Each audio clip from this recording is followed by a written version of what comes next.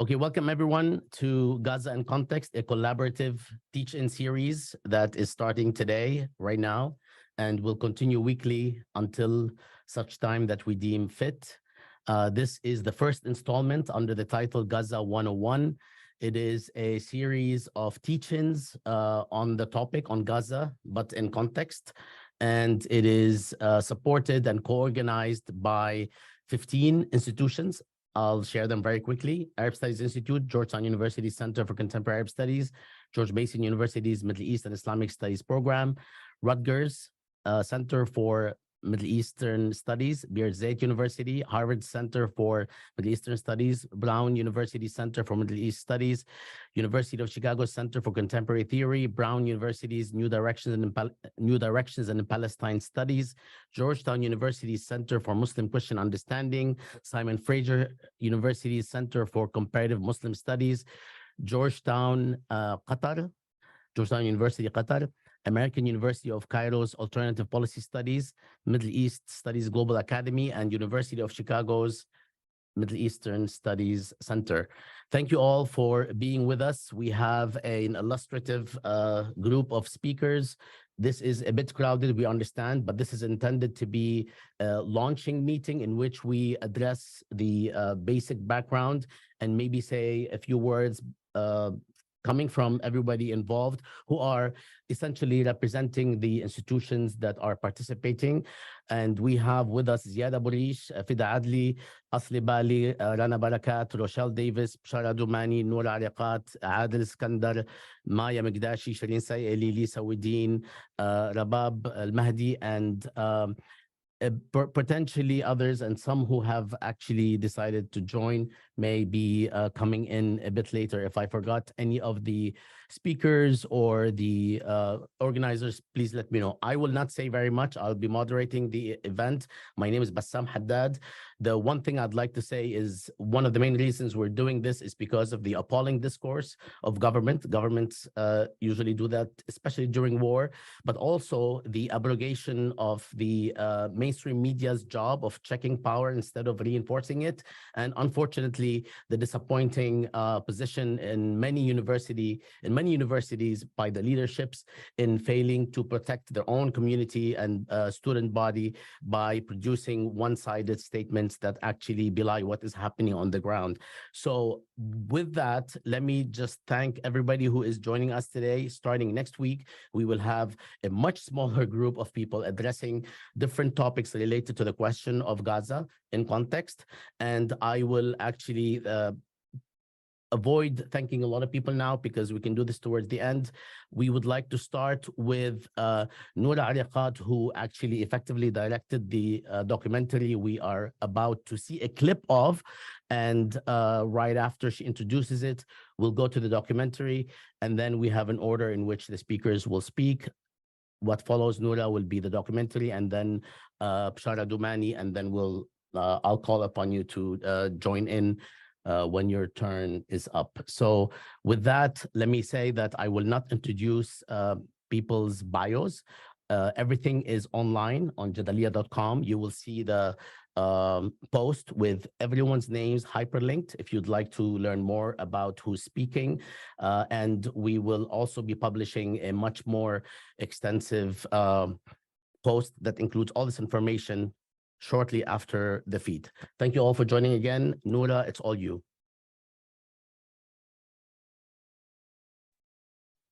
Thank you, Bassam. Thank you to everyone here. I want to just actually start by sharing something really personal, which is that it's really uplifting to be in this space with you all. We haven't been able to be in a space, I personally haven't been able to be in a space with others in a very harrowing moment. At the moment that there is genocidal warfare, almost with zealously supported by European and Western capitals, we have tried to grieve, have not had space to grieve. We are also forced to step up to the front line on multiple fronts to protect our students, to organize with faculty, to respond to the media, to be out in these streets, to connect with our families, to make sure that our friends are well. And so this really is a time where, in the precise moment that we're fighting against crude dehumanization, paving of Palestinians, paving the pathway to mass atrocities against them, we are also, in the extraction of our labor and our time, have also not been able to fully show up in our humanity with one another. And so I just want to say thank you to you all, and for the space that we can have together, and especially to the people and the feminist practice that has insisted upon rest. So here, thank you, Shireen and Rana and Maya and Asle, and also Ziad and Bassam and everyone here who has insisted upon that. And so let me start with that. As to what we're here for and the offering that's being made in terms of weekly teach-ins, what we're going to start with here is part of a film that I co-directed and worked on with a team in the aftermath of the 51-day onslaught against Gaza and the captive Palestinian population in Gaza, I should say, in 2014. That was the third large-scale onslaught since 2008. That was the 22nd onslaught since Israel began its unilateral withdrawal from the Gaza Strip in 2004, where it began to expand its northern and southern military buffer zones, further shrinking the Gaza Strip and essentially taking more Palestinian land without Palestinians on it. We found that by 2014, the media had started to slightly shift from its framing in 2008, but that even with that slight opening where it started to have Palestinians, where it wouldn't just berate them, which we're seeing again now on television, that despite that, we couldn't get past the premise. We couldn't get past the premise that this was our fault. We couldn't get past the premise, as Edward Said reminds us in the aftermath of the 82 invasion of Lebanon, that Palestinians have a homeland worth fighting for and a freedom struggle that they are a part of. And so this film was made as an offering, as a pedagogical tool then, as a 20-minute film broken up into 4 parts that's accompanied by a bibliography with 110 entries just on Gaza, books, articles, essays, right? Films just on Gaza, as well as teaching guides for each of the 4 parts, because this material exists. We have been producing this literature. The knowledge on it exists. It's not about a vacuum for it, despite now the taxing extraction imposed upon us to present the narrative once again. It's there. People need to study it. And so this film was made in part to make it easier to consume. At the time, people encouraged me to make it shorter so it would go viral. And our team insisted that it had to live on as a pedagogical tool. And unfortunately, we're seeing that it's still necessary. And what we're going to show right now is just one part. And it's the part that addresses the dehumanizing, crude, very racist talking point that this is about Hamas. And so we take that head on to insist that this is not about Hamas, this is not about Gaza, that this is about Palestine, and that this continues to be a war against Palestinians in full, and insisting on contextualizing Gaza within a settler colonial, the broader settler colonial framework that marks Palestinians from removal, and the indigenous framework that insists on our remaining.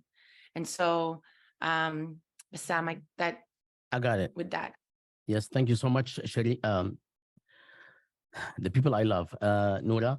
Let me start right now and move to the video. Here we go. The same policy is being pursued in the Gaza Strip. In addition to those displaced and killed in 2014, Israel expanded its buffer zone by 44%, intensifying the territory's severe density.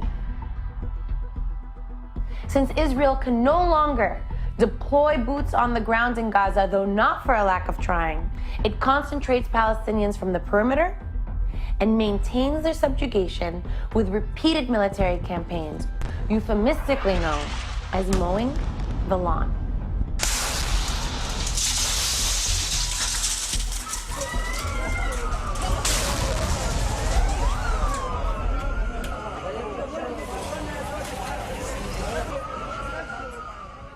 Despite the different approaches, the outcome is the same. Israel controls the greatest amount of Palestinian land with the least number of Palestinians, and concentrates the greatest number of Palestinians on the least amount of fragmented lands.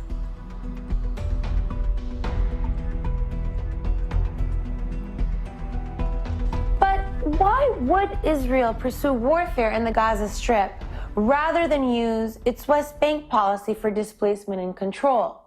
There, it outsources security to Palestinian forces and foots the bill to international donors. Because Israel wants the West Bank. Its religious claims there are more pronounced.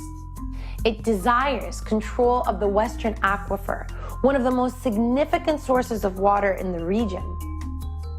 And it wants to control the easternmost border, the Jordan Valley. In contrast, Israel doesn't want the Gaza Strip. By 2005, Israel only had 8,000 settlers in the Gaza Strip compared to 400,000 in the West Bank. It considers Gaza a cancer. The Strip has always been a hotbed of popular resistance, well before Hamas's establishment. Israel has repeatedly tried and failed to suppress the population using violence as well as co-optation strategies. Since the early 90s, Israel has set Gaza apart from the rest of the conflict and pursued a policy of isolation, de-development, and control. As early as 1993, Shimon Peres told a UNESCO conference that he saw the Gaza Strip progressively evolving into a Palestinian state, while the West Bank becomes an autonomous polity of Palestinians and Israeli settlers whose status and borders would eventually be defined. In preparation for a peace deal ending the First Intifada, Israel imported foreign labor to replace its Palestinian labor force. Together with the impact of the First Gulf War, the economic downturn in the Gaza Strip was severe. In March 1993, Israel imposed a complete closure of Gaza, which was never fully lifted again. By this time, the Gazan economy was already dependent on Israel and incapable of self-sustenance. 9 months later, Israel and the Palestinian Liberation Organization signed the Oslo Accords on the White House lawn. By 1993, Israel had made Gaza dependent, announced an intention to transform it into the Palestinian state, and had sealed it off. All of this without a single rocket or a single suicide attack. Hamas launched its first suicide attack on April 7, 1994, in retaliation for the murder of 29 Palestinians praying in the Ibrahimi Mosque in Hebron. 2 years later, Benjamin Netanyahu assumed office and explicitly opposed the peace process.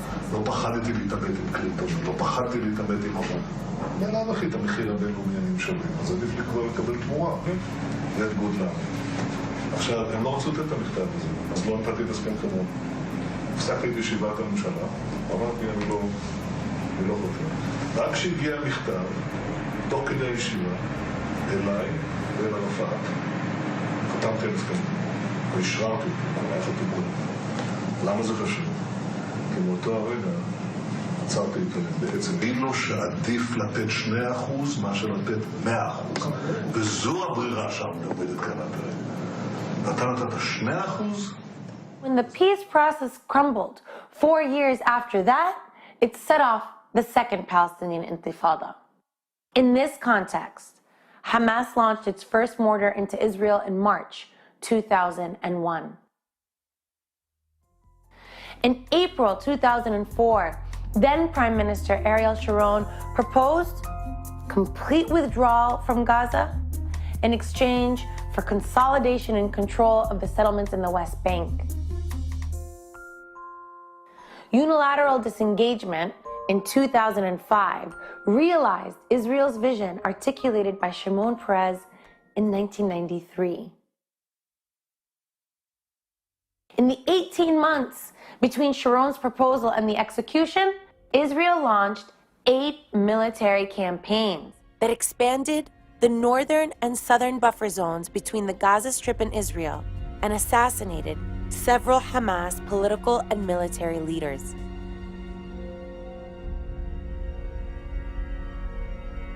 Those campaigns have never stopped. Together with the naval blockade and the land siege, the Gaza Strip has become a zone of death.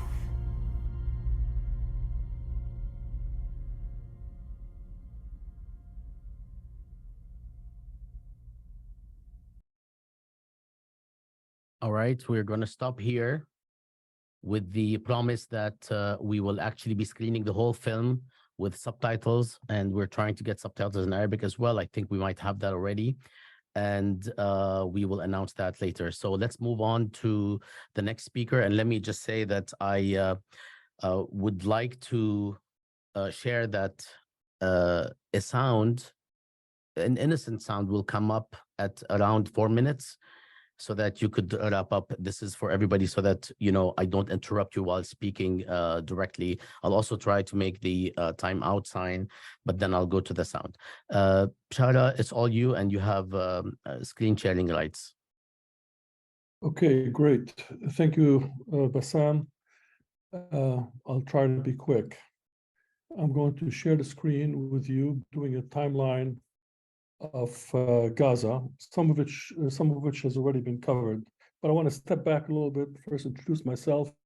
Bishara Dumani, I'm a professor of history at Brown University. I'm the Mahmoud Chair, Mahmoud Darwish Professor of Palestinian Studies and founder of the New Directions of Palestinian Studies. And I'm also happy to say that the Center for Middle East Studies at Brown University is part of this consortium. I want to I don't know, can you see the screen well? Somebody can confirm, maybe?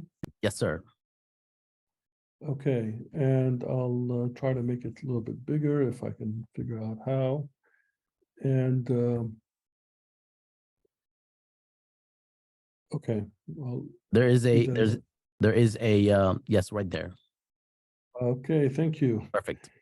So this is a quick timeline. While this may not be new to most of you, I'm told this is a teach-in, so I just wanted to put it out there. You can take a second to look at it. I want to make 6 points about Gaza by way of contributing to historically informed discussion.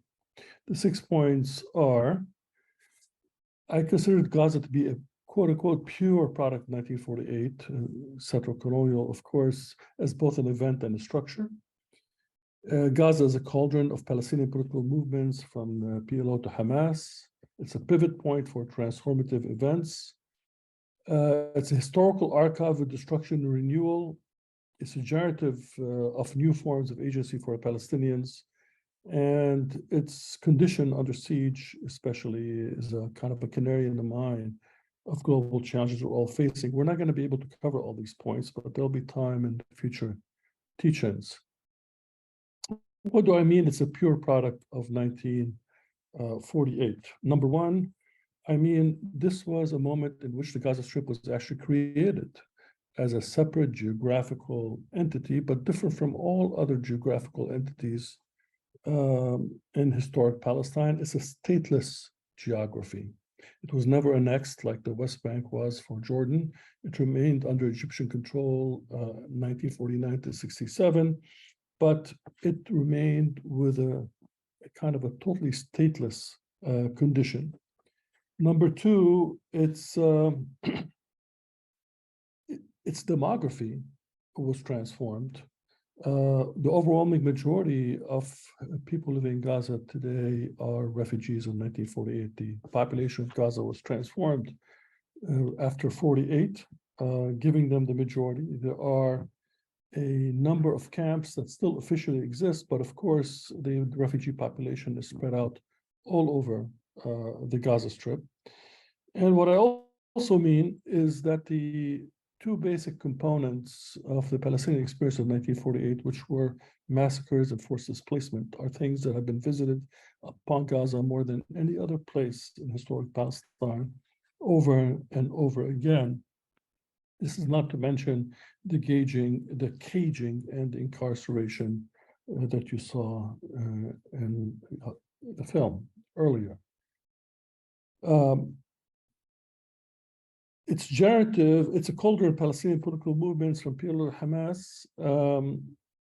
The three top leaders of Fatah, of course, Yasser Arafat in the middle, giving a speech at the United Nations in 1974, Salah Khalaf and Khalil Wazir, all were from Gaza. The last two were refugees in Gaza. Yasser Arafat was actually raised there. And they and many others from the Gaza Strip were really absolutely the backbone in many ways of the formation of the PLO. And at that time, of course, the PLO was a secular national movement that believed in armed struggle. Here's a picture of Che Guevara in Gaza in 1959. Gaza has a long history of being seen as a cradle, really, of anti-colonial movements. And of course, after the Israel-occupied Gaza in 1967, it was faced almost immediately due to that long history with an armed uprising and the Sharon's pacification, so-called, of Gaza in 1971 maybe have been forgotten by many people, but it was a really very important event of massive destruction, displacement that took place. It would become in many ways a model for what would happen to Gaza over and over again. Of course, we know that the PLO and its leaders were dismissed as terrorists. We've heard all this before, and Israel succeeded in many ways of marginalizing the PLO after its invasion of Lebanon in 1982, and physically removing the leadership from the areas in or surrounding Palestine, and effectively putting an end to the question of armed struggle. This created a bit of a vacuum, and herein comes Gaza again. I was actually there on the day that the first Intifada, I was in Gaza, broke out. That became such a significant event that the word Intifada actually entered the English language. Gaza leadership in the beginning of the Intifada put a very important movement in a do or die situation. That movement was the Muslim Brotherhood, which until that time had rejected the idea of the establishment of a Palestinian state. It believed that Palestine belonged to the Islamic Ummah and it should not be turned into a particular state separate from that Ummah. And they fought very hard for that vision. And I was teaching at Beirzeit and I lived through many events in which there were clashes between PLO supporters and Muslim Brotherhood supporters. The breakout of the Intifada in 1987 made it clear that there was a tsunami of public opinion among Palestinians that there should be a self-determination, end of occupation, establishment of a state. And the Muslim Brotherhood had to either go with the flow or end itself. And they decided to go with the flow, but step it up by of course, upping the ante on the PLO at the time, saying they want all of Palestine and resumption of armed struggle. And that is the beginning of Hamas, which its spiritual leader, Ahmed Ismail Yassin, who was a paraplegic, actually, was very important. He was later assassinated by Israel, like much of the leadership of Hamas, just in many of the same ways they've always assassinated leadership of the PLO. Now, Gaza, as we've just seen, is a pivot for transformative events. That was the first intifada, but it was also very important for a second intifada, which is mostly associated with the West Bank, but it was really big in Gaza as well. And ever since that time, it seemed that in the West Bank, these intifadas always failed to dislodge the Israeli government. But in the case of Gaza, it actually, after a while, helped lead to a decision by the Israeli government to actually withdraw, dismantle its settlements from Gaza in 2005. And they did it in a particular way, of course, without any coordination with the Palestinian Authority in order to create a divide and conquer situation.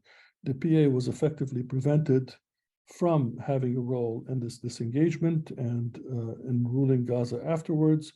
And Israel and the United States asked for elections, thinking that this will bring a different kind of leadership that they can work with, but they were stunned, and I think most everybody was stunned that Hamas actually won in a landslide, and they refused to accept the results of the free parliamentary elections, and that led to a showdown between Hamas and Fatah in Gaza, in which Hamas took over Gaza, and now the divide and conquer strategy not only was political, it was also geographic.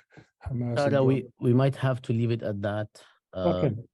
But Right. we definitely That's need fantastic. a longer version another time if you are willing to join us with other speakers in a much smaller setting, or at least in terms of speakers, and maybe do a longer presentation. We would love that, actually.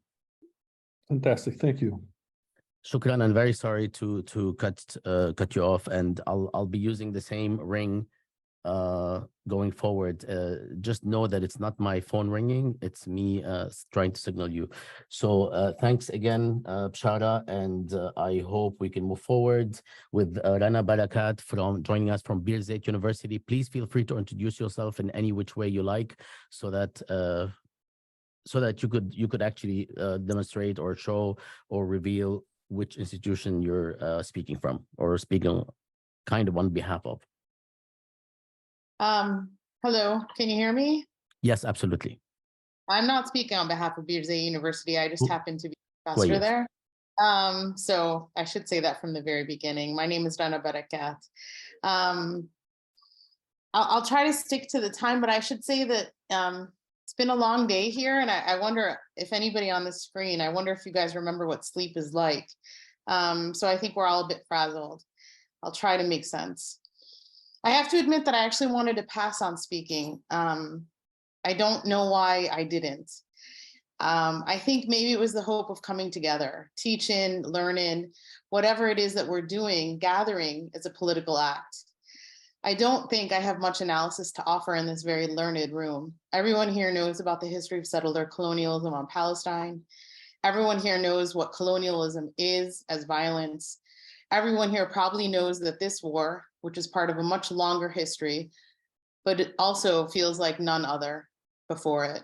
Everyone here knows that the Nakba is ongoing and has been going on for nearly a century. But this moment is happening so quickly, so brutally, with unseen violent levels of violence on Palestinian bodies that it almost feels new. Everyone here knows that transfer is also not new for Palestinians, but this is happening now, and people quite literally have nowhere to go. Everyone here knows that UNRWA tents are a part of our history, Palestinian history, but they're now going up in Khan Yunis and are a part of our new present. Everyone here knows all of this and so much more. This is clearly a genocidal war, but what we know is that it is also for us as Palestinians, what it has been since the onset of settler colonial invasion in Palestine, what it has to be is about liberation and our peoplehood. And we will continue to work because we belong to this land, and our love in this belonging can never be broken by their bombs. And as such, I guess I should speak from where I am, zooming into from Ramallah in occupied Palestine. We here, like you, are watching Gaza, but it is not very far. I teach at Beirzeit University, and we have now gone into remote teaching due to the war, partly because the West Bank is a maze and a minefield of settler army and an army of settlers. But it is also a site of hysterical genocide, same source, but a slightly different landscape. But also, partly our remote teaching is also because of a well over than a decade political reverse on the part of the quasi-leadership here in the West Bank. And my university seems to not want to be a political space like it can be, or I think should be. But what they want and what we are is very different. And so I will use this moment to read from a bayan, a statement put out by my union, Beirzeit University Union of Professors and Employees in Occupied Palestine, dated October 11th, in the hopes that it can make clear from where I speak from and what we are trying to do every day here through this hysterical genocide. Where we wrote this from a week ago, a little over a week ago, is now ever changing, but hopefully will also remain relevant. The title is We Are All Palestinians, and I'm reading part of this. 2023 will be recorded historically as the year that Palestinians stood boldly in the face of colonial fascism and screamed in defense of their homes, humanity, and life. Palestinians as a people have endured over a century of settler colonial violence. We have thrived as a people and shall continue to do so. We do not need to speak of our right to resist, for it is not a right, but a way of being and survival for Palestinians. Zionism, the settler state, and the entire colonial system that is part of this fascist ideology can no longer falsely hide beneath the cloak of humanism. In Palestine in 2023, we do not demand our right to narrate. Our ability to narrate was never out of our hands, and resistance in all of its manifestations and forms do not need the pre-approval of static international codes. The oppressed do not need to claim authority over their own oppression. The ongoing events of history, our history, is what allows us this authority. We consider it our duty not to expose the bloody barbarism of Zionism. Their actions as a fascist state and a ruthless army are more than sufficient to undertake this task. It is our duty to record this moment, not as its victims, but as the people who will remember, record, survive, resist, and return. Our story will tell the story of these acts, not only as a record of colonial brutality, but also as a record of our bold-faced determination to live, resist, and return. We remain attached to our land and in our humanity as Palestinian Arabs. No need to prove our humanity to those who have lost theirs. Thank you. Thank you, Elena. We appreciate this. These are difficult and important words. I would like to move to invite Lisa Wedeen. And again, please, Lisa, feel free to introduce yourself. I'm Lisa Wedeen from the University of Chicago, and I'm speaking as an individual and standing in solidarity with the Palestinian struggle. Last week, the Chicago Center for Contemporary Theory, which I direct, hosted Professor Nadia Abul-Haj from Columbia, who made the important, if seemingly obvious point that history did not begin with an unprecedented Hamas incursion into so-called Israel proper, in which, in addition to military personnel, hundreds of civilians were killed. Rather, we have to understand the massacre in terms of a history of occupation and apartheid rule. Making a plea for context is not the same as justifying brutality. Explanation is not the same as moral justification. Killing civilians is a war crime. We have to be able to recognize this fact while also understanding the corresponding brutality that gives rise to such violence. We have to be able to hold two judgments at the same time. Our political humanity depends on this level of nuance. And in that spirit, we need to situate the Hamas attack historically and politically, as my colleagues have already done. As many of you know, most Gazans are themselves refugees from the war of 1948, as Bashara said. More specifically, most Gazans are refugees from southern Palestine, that is, including the areas where the Hamas incursion took place. Those were Palestinian towns and villages prior to 1948. What's more, given that Gaza has been closed, that is, subjected to a military blockade since 2007, most Gazans alive today have never left the Strip. A blockade doesn't just mean that no one can leave, as Nadia Abul-Hajj also pointed out. It also means that the Israeli state controls what goes in: concrete, food, fuel, water, electricity. Half of the population of Gaza is under 18. They are, to use Francesca Albanese's words, children of the blockade and constant war. This is an open-air prison, by any measure illegal under international law, and it is an open-air prison that would not exist without the support of the global North. Apprehending this, really taking this in, means understanding what the system of dehumanization does. As Frantz Fanon pointed out in The Wretched of the Earth, the colonized internalizes the violence of the colonizer. And it is in the efforts of decolonization that the colonized vomits these values of oppression up in the form of yet more violence. Understanding violence as catharsis is not the same as endorsing it. Indeed, Fanon's account is deeply ambivalent. As he describes in his own extraordinary last substantive chapter, violence mangles both ruler and ruled. I want to turn quickly to the global North and to the question of what Judith Butler has called grievability, the way in which some people are more grievable than others. In a recent and controversial piece, Butler writes, "If Palestinians are called animals, as Israel's defense minister insists, and if Israelis now represent the Jewish people, as Biden insists, collapsing the Jewish diaspora into Israel as reactionaries demand, then the only grievable people in the scene, the only ones who present as eligible for grief are the Israelis, for the scene of war is now staged between the Jewish people and the animals who seek to kill them." This racist framing of contemporary violence recapitulates the colonial opposition between the civilized one and the animals who must be routed or destroyed so as to preserve so-called civilization. I want to suggest that this racist and genocidal framing also distorts the imaginations of well-meaning people from the global North. Even well-intentioned friends of mine who do not identify as Zionists have difficulty imagining themselves in the position of Palestinians, whereas they can place themselves in the position of grieving parents whose children have been killed at a concert. This may have to do with the particular horrors of the United States, where such violence in public space is all too imaginable, whereas living under a blockade is not. This failure to relate as fully to Palestinian suffering may also have to do, as Gabriel Winant suggests, with the tight connection between mourning and statehood in Israel. As Winant writes, Israel is a machine for the conversion of grief into power. It transmutes grief into violence.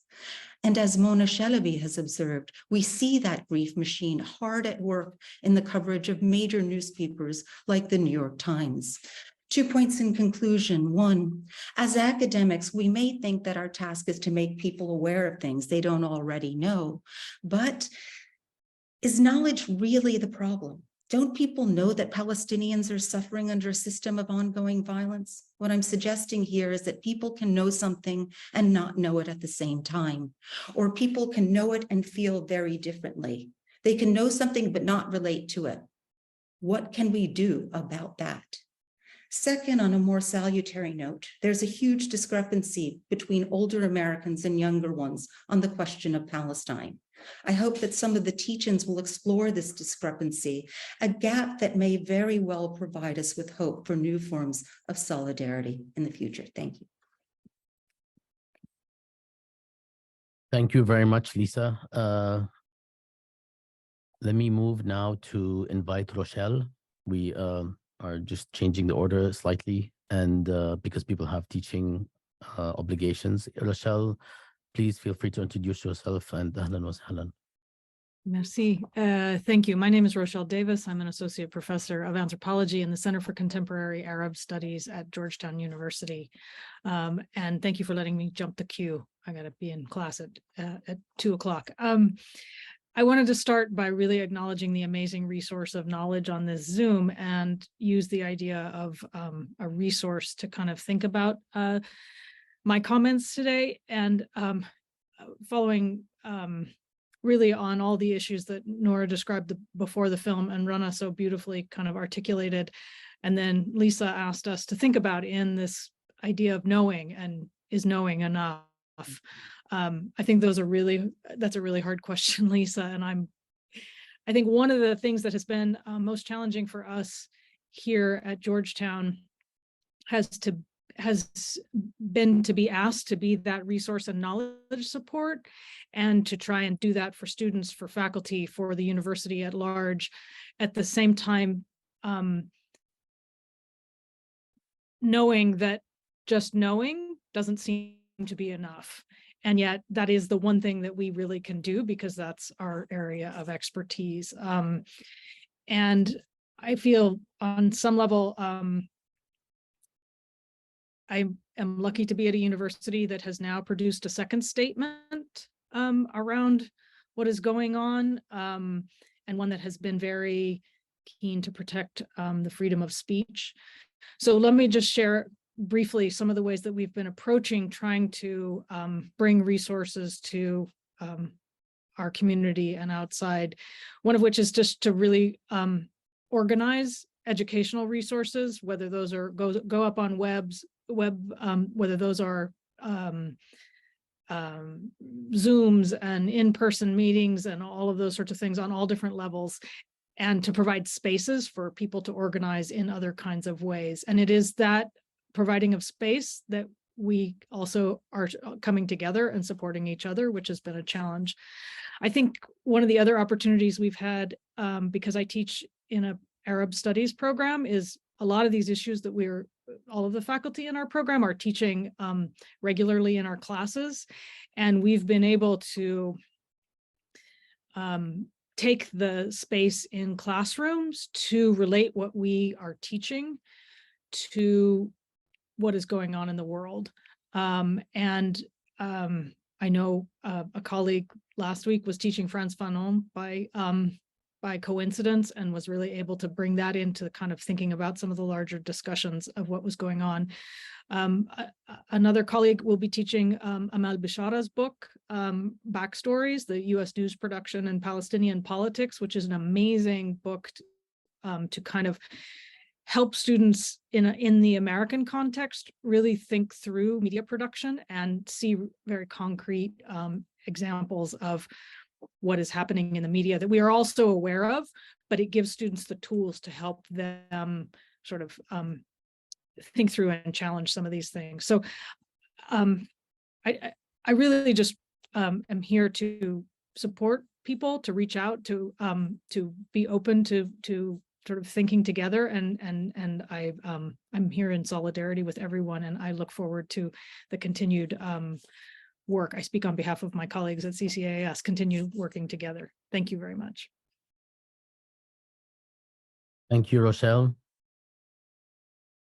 Thanks very much. Adil, thanks for your graciousness for letting Rochelle go ahead. Please feel free to introduce yourself. Thank you so much. My name is Adil Iskandar, and I am an associate professor of global communication at Simon Fraser University. And I'm also the director of the Center for Comparative Muslim Studies here. I want to start off by saying that I'm joining this call today from the unceded and stolen lands of the Musqueam, Squamish, and Tsleil-Waututh peoples. It's important to note that because as we recognize our own positionality and our desire to decolonize, we must first advocate for decolonization where we stand if we expect it to happen in Palestine. And our allies in solidarity, the indigenous communities of Turtle Island, need to be marshaled in by being allowed to take and be part of this space. The I mean, honestly, there so much has been said thus far by far more acute and brilliant colleagues than anything that I can share. But I will say a few points really quickly. And the first is that my center has unanimously voted to support the Middle Eastern Studies Association statement on Palestine-Israel incidents, conflict, continued erasure of Palestinian life.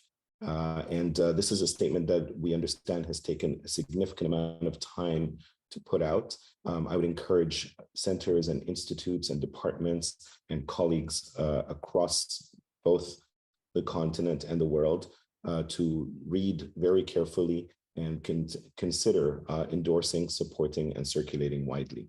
But that statement speaks for many of us. I do want to also say a few things that speak to my area of research and interest, which is media and communication, that we're looking at a fairly consistent but much more muscular version of a media embargo on Palestinian lives and voices. Many of the people here on this call are themselves victims of precisely that action. Hamas, unfortunately, has become a convenient scapegoat to affirm and continue the erasure of Palestinian voices. They are serving as a convenient adversary and one that has translated and conveniently appropriated discourses of the war on terror. Everything that we've seen in the aftermath of 9/11, the equating of Hamas and ISIS. This is, I know none of us have the time to really address those distinctions here, but I expect that they will be part of the conversation in these teachings forthcomingly. But in the meantime, the problem is that every conversation begins with a condemnation of Hamas. And while Hamas are condemned aplenty and everywhere and by everyone, it nevertheless becomes a chilling effect that helps frame Palestinians as merely Hamas and only Hamas. They can only be in that frame. The discussion around anti-Semitism and its appropriation and utilization and weaponization and securitization is something that has been mass-produced and manufactured, to use Herman and Chomsky's term to describe how media is appropriated. The access to local voices, not just from Gaza, but Palestinians in local communities, whether your local community is Chicago or New York or Vancouver or anywhere else, local voices that speak on behalf of or are Palestinians are actually blockaded completely from the media. They are not seen as credible by design, that their biases are intrinsic, and in doing so, they are effectively erased. The avoidance of live coverage from both Gaza and and voices speaking live on air is a function of how the media edits and excises and commits violence against Palestinian voices or voices that will speak on behalf of Palestinian suffering. So there is a demonization in that editing process. And then finally, another point that I wanted to make is with regards to the obsession with presentism. This teaching is really all about, and many of the work that we've been doing, many of us have been doing, more so the other people on this call, has been about situating, historicizing, and placing things in context. And the media is obsessed with presentism. And the presentism is convenient, meaning that if yesterday or the day before there's an attack on a mosque or a church or a hospital in Gaza, then the frame shifts to another present or a future present. So the temporalities of the present are shifting depending on who happens to be seen conveniently as the victim at any given moment. I do want to say something about who we are in this place. Many of us have been trained as scholars and academics. Where we are most comfortable is in the classroom. I don't think I was trained to be able to provide sound bites and convenient, short, excised details that are convenient for the media to circulate and distribute. We are not the media. Having said that, we are being summoned to do the work that the media, both mainstream and in many instances alternative as well, are failing to do. And so in lieu of that, we are forced to break the embargo by making our voices available and present.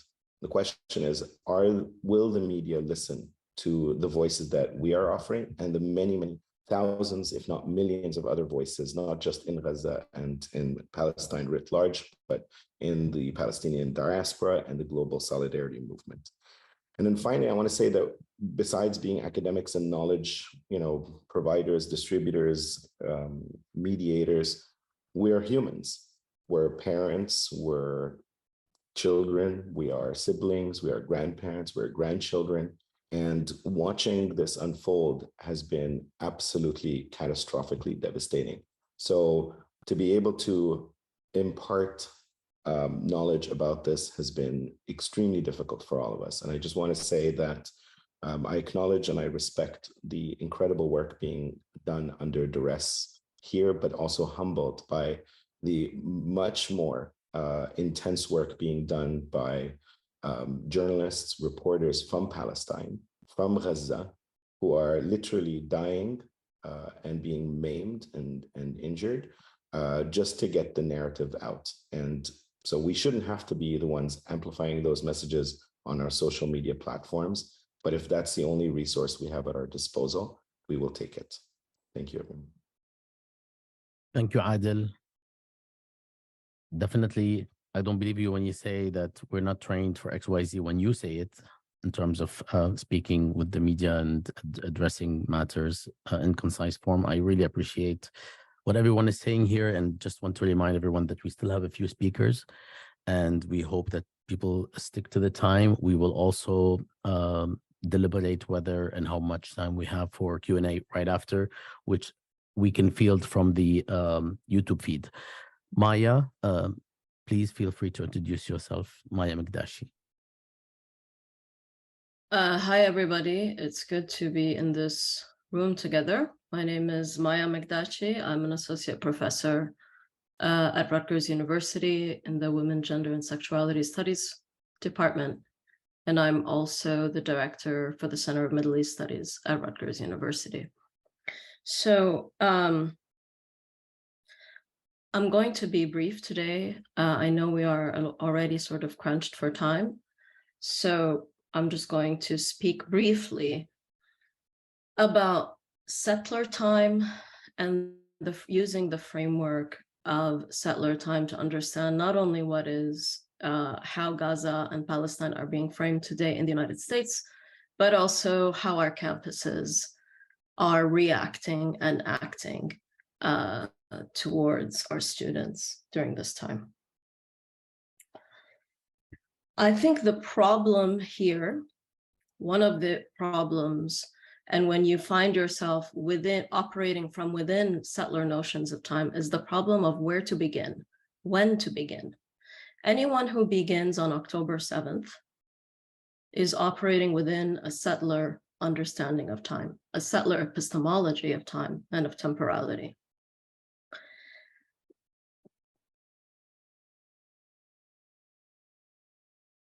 If you begin, and we see this everywhere, we see this in the news media, we see this in a kind of incitement to discourse and when it arises, and we see it on our college campuses with the endless sort of requests and how the university frames and treats our students, faculty, and staff in ways that do not understand at all that this is a 100-year history, and they keep churning events, and that this is a history, not a series of events. Now, I want to sort of suggest here that that the inability to frame Palestine outside of settler time is precisely because the United States is a settler empire, and we share in these ideological notions of temporality and of history. And the United States history is in fact built on choosing when to start. And once you choose when to start talking about colonialism and anti-colonialism any anti-colonial action becomes framed within those notions of settler time. So an attack becomes a crime, a national liberation becomes terrorism, and this is the history of the United States. Really, if you look at the history, the settler history of the United States and Native resistance to colonization and genocide, we are in this framework now. And that is why, actually, some people, not everybody, some people do find it difficult to put themselves in the places of people who are living in Gaza today. And it is because they are settlers, that in fact, they can never put themselves in that position because they are involved and they are the beneficiaries of a concurrent settler project.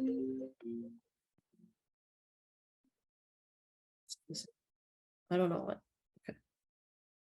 Because certainly, and this is what it looks like on the campus of Rutgers University, many people can put themselves and can immediately understand the stakes of what is happening today in Palestine, because it is their history. And I'm speaking here about Indigenous students, staff, faculty, and Black students, staff, and faculty.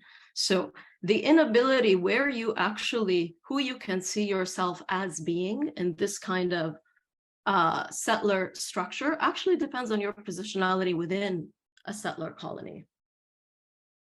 And I think here, when it comes to our universities, again, this should not surprise us because, as everyone talks about land acknowledgements, for example, our universities hold the bodies, bones, and skulls of Native and Black people who they turn into monuments and exhibitions of genocide to actually extract capital from. So all of these struggles are the same. We work within colonial universities and the struggle is the same, in fact. I want to sort of here end quickly to something that I keep sort of returning to, which is a quote by Fannie Lou Hamer, where she writes, "Nobody is free until everybody is free. And I am sick and tired of being sick and tired." And I also here just want to end and remind everybody that anger is a very generative political emotion, and that it is in fact what many fields of knowledge are rooted in, a sense of anger at the injustice of the colonial structure of the university itself, which we are seeing play out everywhere in multiple settler colonies, including Israel. Thank you. I'm going to end here. Thank you, Maya. We are going to move to Rabab. Rabab, ahlan wa sahlan from Cairo, I assume. But no, you're unfortunately not from Cairo.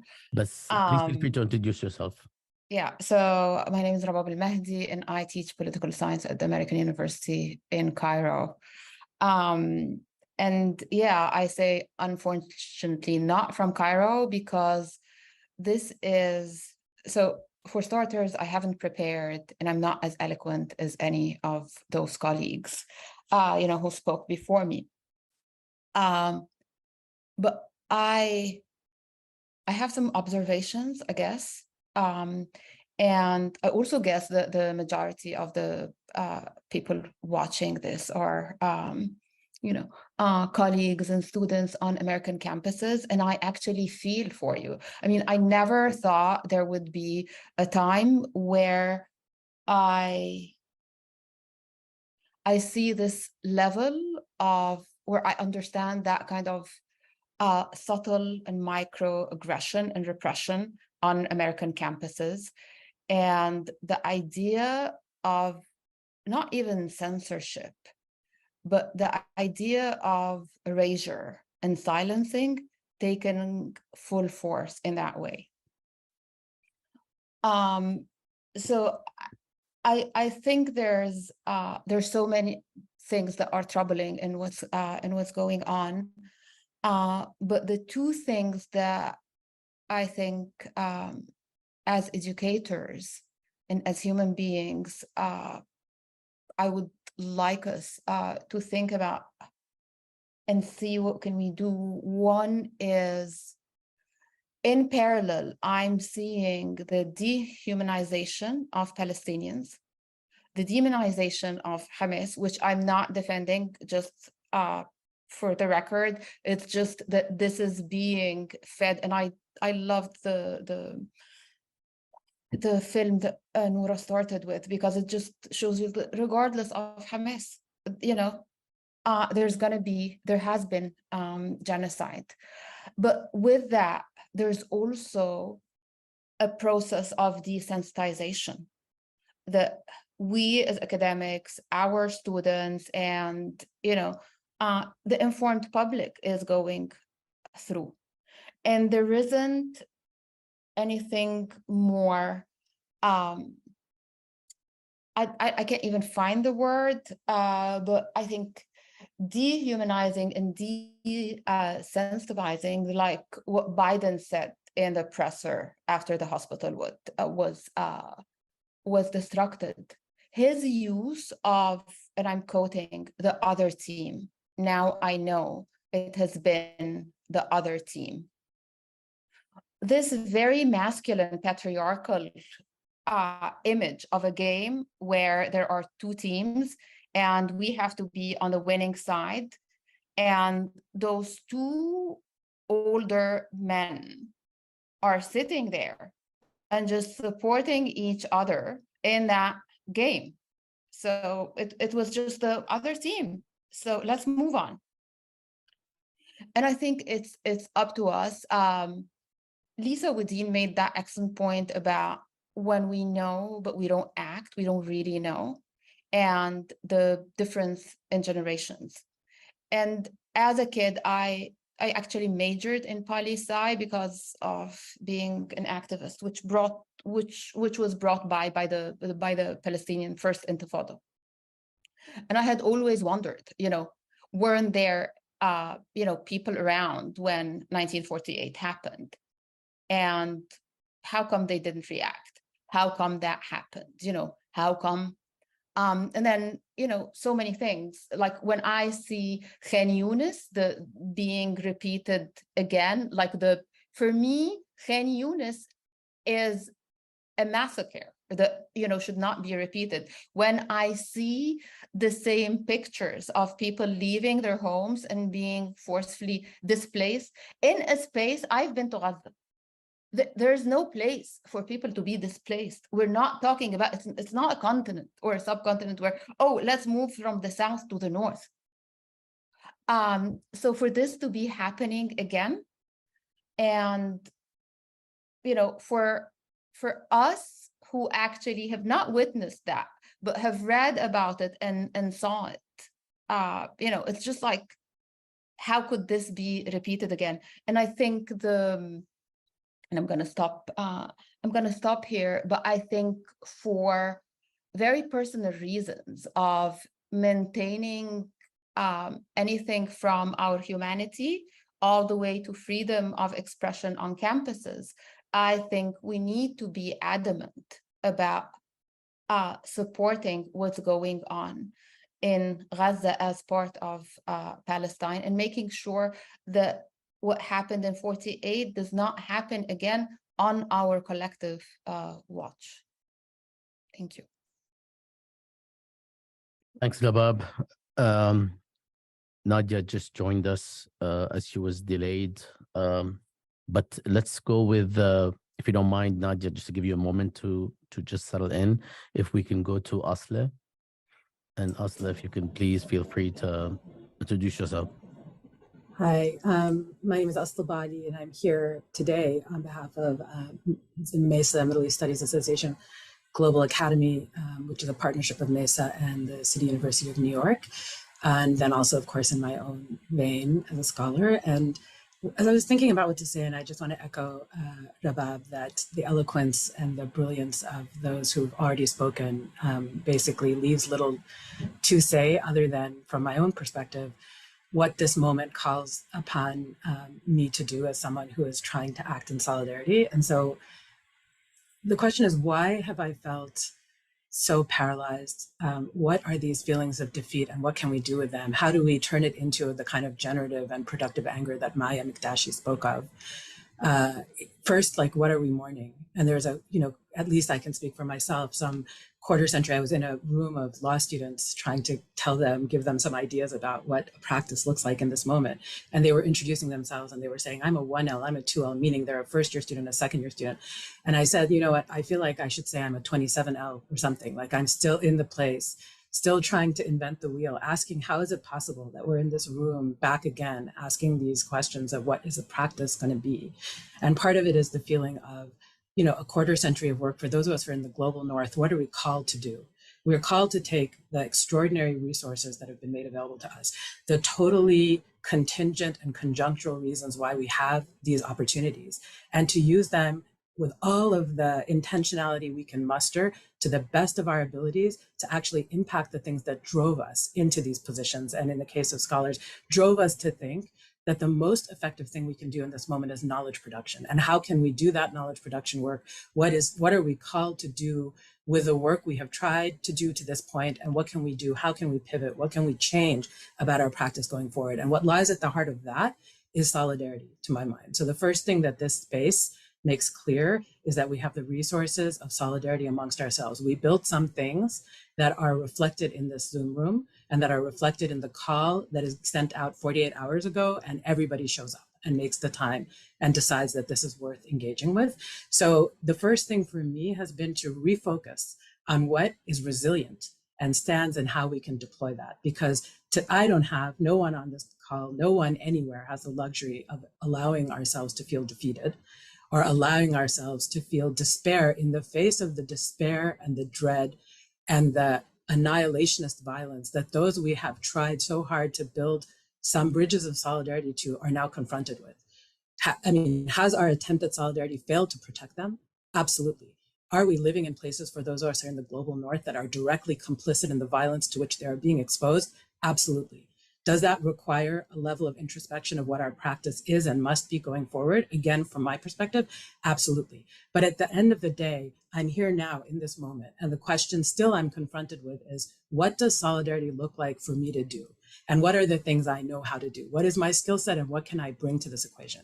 We've heard incredible analysis already, and we have historians amongst us who can provide the contextual frame that's necessary to disrupt the settler temporality.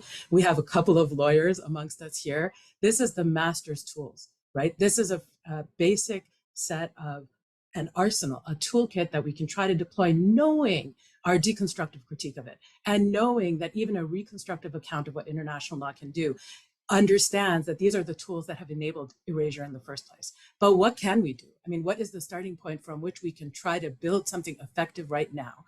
And so what do I find myself doing?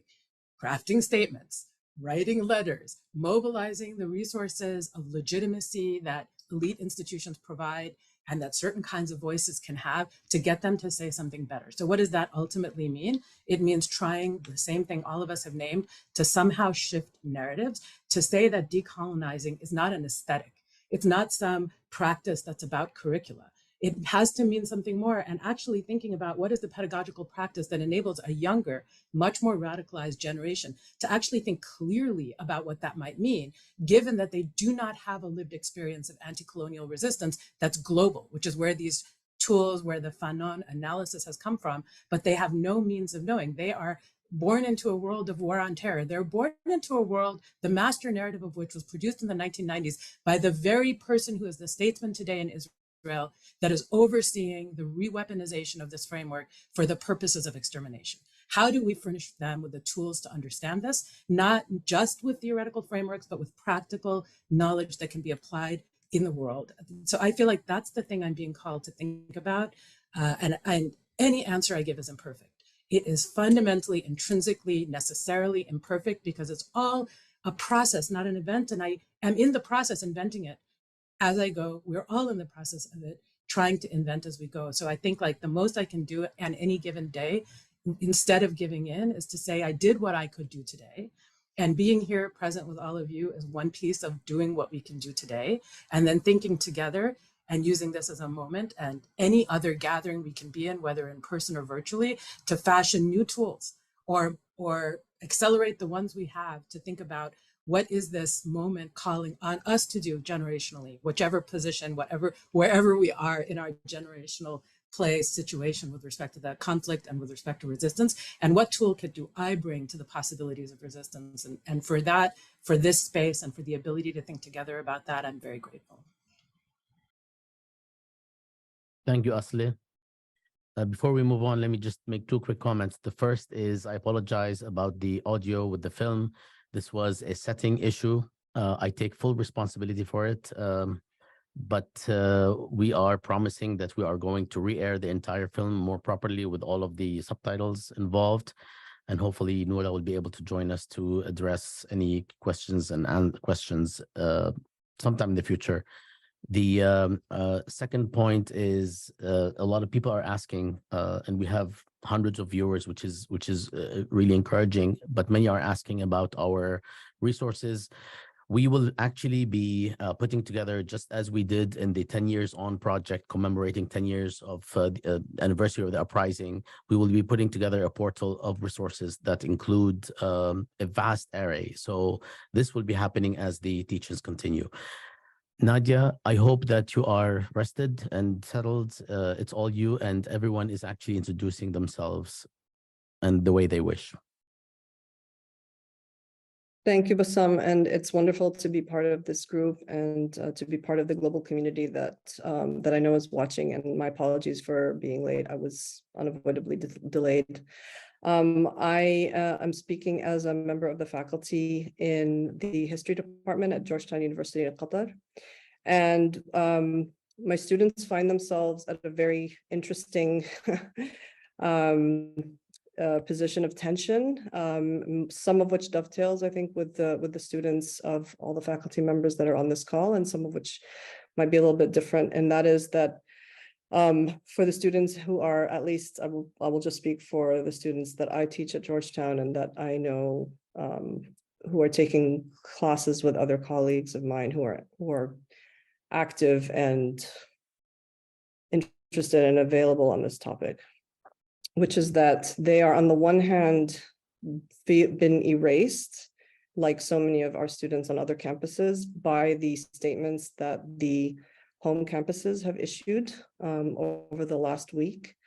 These are students, of course, who are Palestinian, but in general come from over 80 nations around the world, who and feel that their sense of community and membership in the broader campus, the global campus community at Georgetown and others, has not been accounted for, has been completely ignored and completely denigrated. And so are looking for spaces of solidarity, are looking for spaces of legibility, both within the larger sort of national and regional space, and they're finding them here to a large extent. But I think an opportunity like this teach-in and the global community that's watching is offering another one. So I really hope that our students are watching this, and I will certainly send the recording on to them. And on the other hand, unlike many of my colleagues and friends who are teaching, particularly in the United States, I am teaching in a largely pro-Palestinian, very friendly political context for the most part.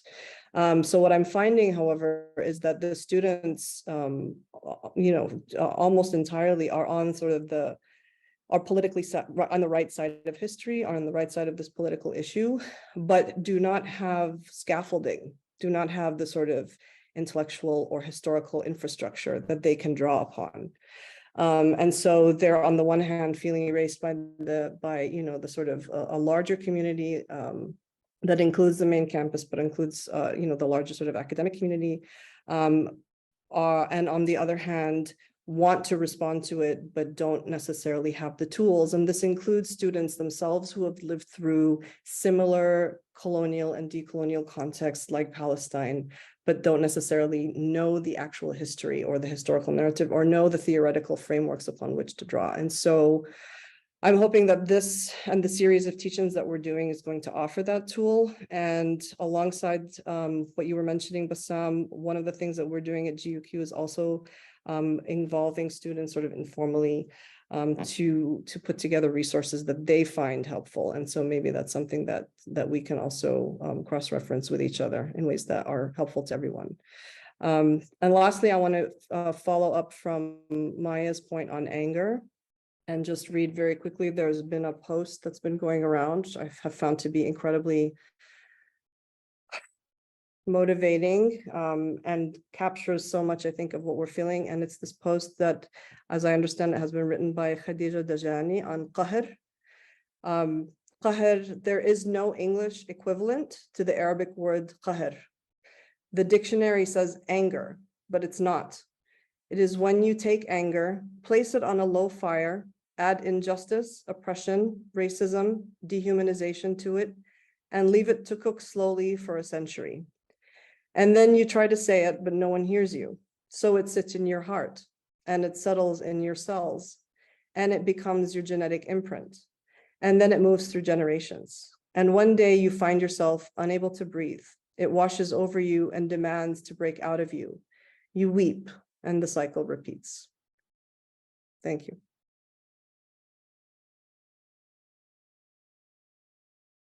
Thank you, Nadia. We're left with two more speakers, and we will start with Ziad, who actually put the sort of contours on the order and topics that we are discussing today. And for that, thanks, Ziad. And then we will end with Shireen Sayali. So let's go to Ziad, and please introduce yourself the way you like.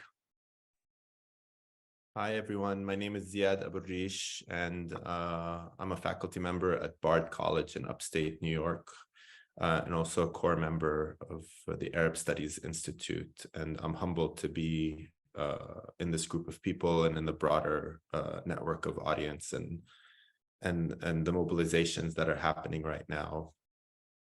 Having heard all that we did, it's very hard to say anything in addition. I would like to reflect briefly on the moment we're in as far as Palestine solidarity activism is concerned. We're at a time where we're seeing unconditional government support in the US and elsewhere, with few exceptions, to what Israel is doing to the Palestinian population. Mainstream media in the United States and Western Europe have effected a blackout on critical voices, at least relative to previous years.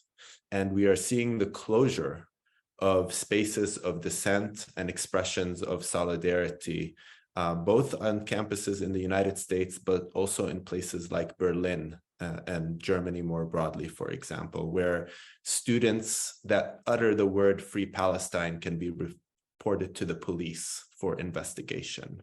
That is the degree to which we are seeing a crackdown on Palestine solidarity. But I want to challenge us to not view this as a setback in the sense of the work that the Palestine solidarity movement has been doing over the decades having been undone. And I say this with great humility and great trepidation also, because I'm saying this in the face of crimes against humanity, and genocidal intent and mass displacement and all sorts of other horrors that the Israeli government is perpetrating on the Palestinian people in Gaza elsewhere. But I do think it's important to situate this crackdown not just as a traditional form of supporting the Israeli government by these entities, but also as a new strategy to compete with the reality of a much broader based Palestine solidarity movement in the United States and in other places, and a much broader sentiment of Palestine solidarity. I agree that people can know and not know.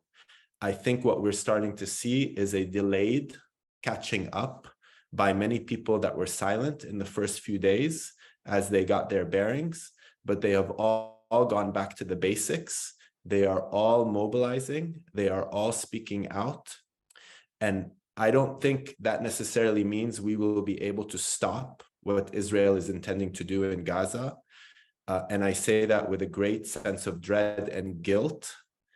But I also don't think that was the movement we were building to use that as a litmus test of whether our movement has failed or not. We could go back to the drawing board and think about whether we want to build a movement that is capable of stopping a war machine in a moment like this, a genocidal intent and genocidal machine in a moment like this. But the movement we built is a long-term movement of solidarity, of standing in principle, of speaking truth to power, and of mobilizing. And in that sense, there is no setback.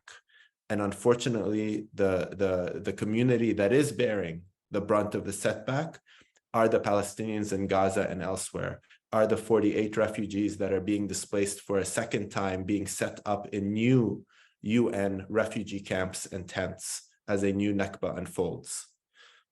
So again, I don't say this with any kind of pride. I don't declare any kind of victory or any wins. But I do think we need to strategically assess where we are as Palestine solidarity activists. And I know sometimes we wear hats to speak as Palestinian activists, but right now I'm wearing the solidarity hat and say that there is a lot we can do and a lot we are doing, and time will tell, not settler time, but our time. Thank you. Shukran, Ziad.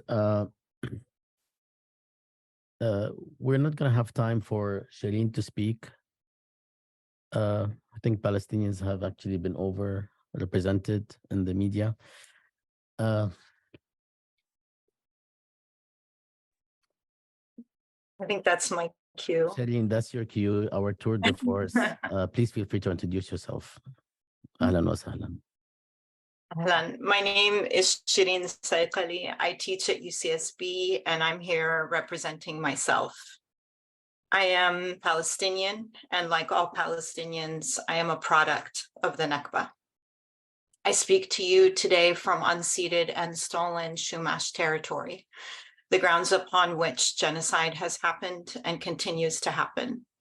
I honor today the movements on this land, from the movement for Black Lives to Standing Rock to Mauna Kea. Yesterday, we woke to the newest tent city for Palestinian people under the most recent incident of ongoing dispossession. Today, we woke to images of Palestinians unearthing the bodies of their loved ones from under the rubble of Israeli destruction. In the last hour, as we were here together, Israel has sent a warning of evacuation to Al-Quds Hospital, whose doctors and staff insist they cannot leave the injured or safely evacuate them without time, safe passage, and fuel. They have sent another warning to 5 UNRWA schools in Gaza City housing displaced Palestinians. As we witness the annihilation of Palestinians in that part of Palestine we now call the Gaza Strip, as we face the realities of genocide in real time, we in the Shatat are summoned into multiple necropolitical traps. Calls come from the media, from well-meaning colleagues, even from friends. Sometimes the call goes like this: we're scared to speak. We do not know how to speak. Teach us how to speak. Better yet, can't you just speak? That's the good version. More often, the call is more brutal. Can you give the Gaza side of the war on Hamas? The very framework of this question, of course, rests on structures of violence and erasure. And so we remind people, Gaza is not an island. History did not begin on October 7. This is not a war on Gaza alone or Hamas alone. This is a war on Palestine and the Palestinians. And so the siren continues. Could you give our audience some tools? Could you, in short, provide evidence that you are human, that you are not a barbarian? Could you tell us your history? We believe you have one, but we just don't know where to find it. Who are the people of Gaza? One well-meaning group recently asked me, after recounting how much they had engaged with our collective work, what about those Israeli Arabs? Have we not explained for the last 20 years just how brutally colonial that term is? They are not Israeli Arabs. They are Palestinians. We explain yet again. Gaza is not an island. History did not begin on October 7. This is a war on Palestine and the Palestinians. The demand to evidence and the demand to testify constitute a politics of laziness, negligence, denial, and erasure. It is in each iteration a site of repetitive trauma. And yet, despite that, we do the labor once again, compiling yet more toolkits, primers, resources, bibliographies, timelines, slides, maps, poetry, films, art. Again and again, we testify, I deserve to live on the land of my ancestors. I deserve not to be bombed while getting treatment at a hospital.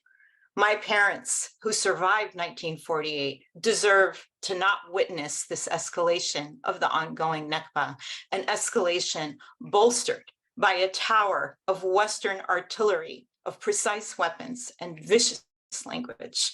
We will never stop fighting. We will never be silent. We may need to think about the terms of our intervention. We may need to work in shifts. We may need time to grieve. And along the way, we heed the message from London and Lima, from Beirut and Bogota, from Athens and Amman, from Cairo and Tunis, from DC and Jakarta. Palestine one day will be free.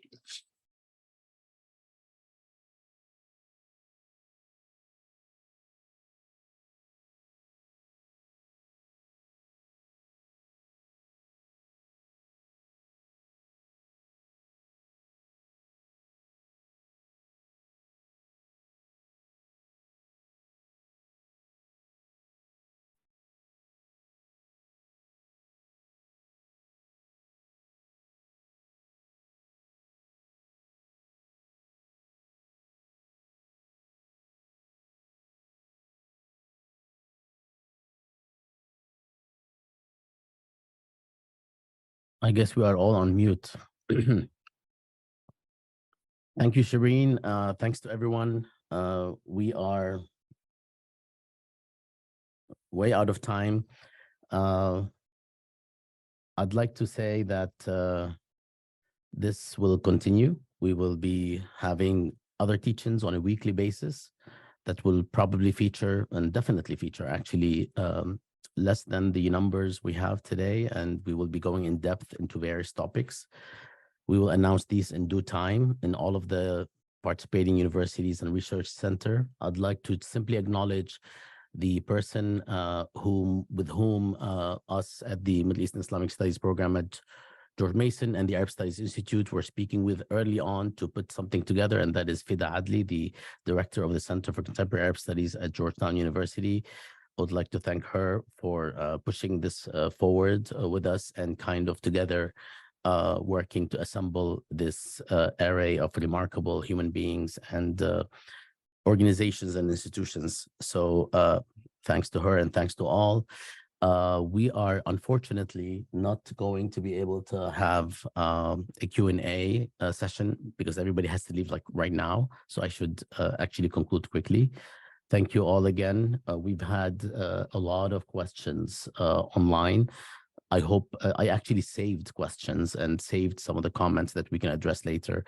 Thank you all for being here. And if there is anyone here who would like to say anything, please speak now. Otherwise, we're going to conclude this first installment of Gaza and Context, the collaborative teach-in series.